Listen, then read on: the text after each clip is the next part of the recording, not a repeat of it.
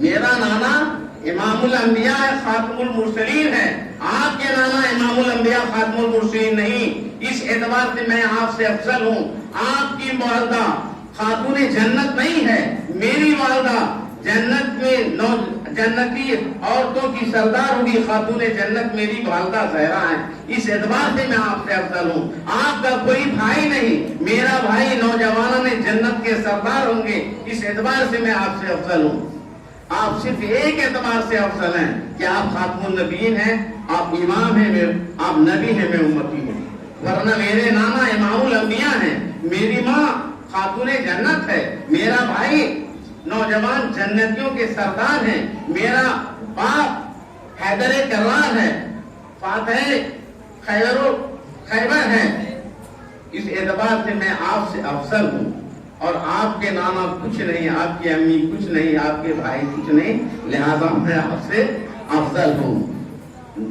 آپ غور کریں گے، ایک چھوٹا سا بچہ ہے، کتنی بلند بات کر رہا ہے، حقیقت بھی ہے، تو وہ بچہ اب آپ سوچیں کہ جب صحابہ نے ہاتھ بڑھایا، مدد کرنا چاہا، پکڑ کے لانا چاہا، آپ نے ہاتھ پیچھے موڑ دیا، وجہ یہ تھی ایک وقت وہ آئے گا نواز رسول قوم کی رہنمائی کے لیے اور اس کی مدد کرنے لیے اور امت کے ڈوبتے ہوئے کشتی کو ابھارنے کے لیے، نکالنے کے لیے آئے تھے۔ کفر اور باطل اور شرکس طاقتیں جب سر چڑھ کے بول رہی تھی، اس وقت میدان کربلا میں اپنے خاندان کو، معصوم بچوں کو، جوان نوجوانوں کو، حتیٰ کہ اپنی جان کو خدا کی بارگاہ میں قربان کر کے دین اسلام کے پرچم کو بلند فرمایا، قرآن کے وقار کو برقرار رکھا، کعبہ کی عظمت کو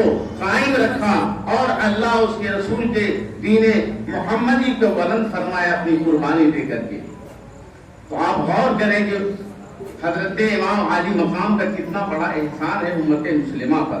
اور آج آپ غور کیجئے کہ ہم کہتے ہیں کہ ہم حسینی ہیں، لیکن حسینی ہے کیا چیز؟ یزیدیت کیا چیز ہے؟ امام عالی مقام کیا دولت کے لیے، کیا حکومت کے لیے، یا زمین کا کوئی جھگڑا تھا یزید سے، یا تخت و تاج کا کوئی جھگڑا تھا؟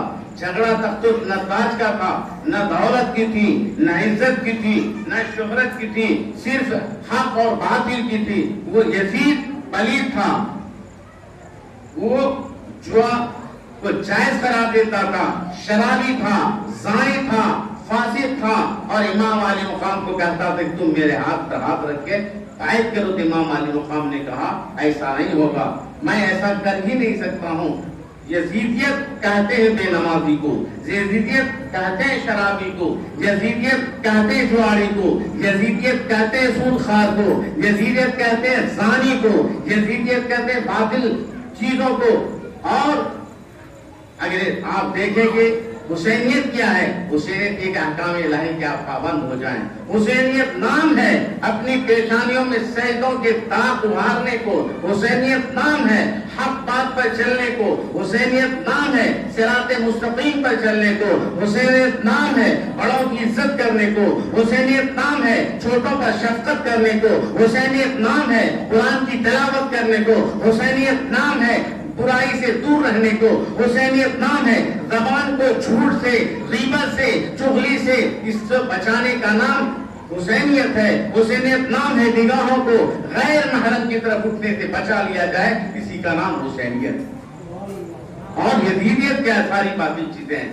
ہم اگر حسین کی یاد مناتے کم از کم مسلمان اور نوجوانوں سیکھو کہ امام علی مقام نے ہمارے لیے اسلام کو بچانے کے لیے اپنا سب کچھ تپتے ہوئے صحرا میں کرب و بلا میں ساری قربانیاں دی، جو سب کو معلوم ہی ہے۔ اور ہمارا حال یہ ہے کہ ہم محفل میں جاتے ہیں، مجلس میں جاتے ہیں، آپ جلوس نکالتے ہیں تو جلوس امام علی مقام کا نکالتے ہیں تو ہمیں باوضو ہونا چاہیے، ہمیں باوضو ہونا چاہیے، نماز کی قضا نہ ہونی چاہیے۔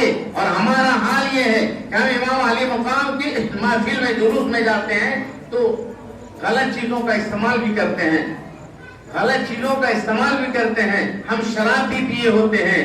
جس امام نے شراب کو روکنے کے لیے، شراب کو ختم کرنے کے لیے جان کی قربانی دے دی ہے، آج اسی زبان سے، گندے زبان سے تو امام علی مقام کا نام لے رہا ہو، اللہ بھی ناراض ہوگا، رسول بھی ناراض ہوں گے، اور ہمارا اور آپ کا مقام کہاں ہوگا؟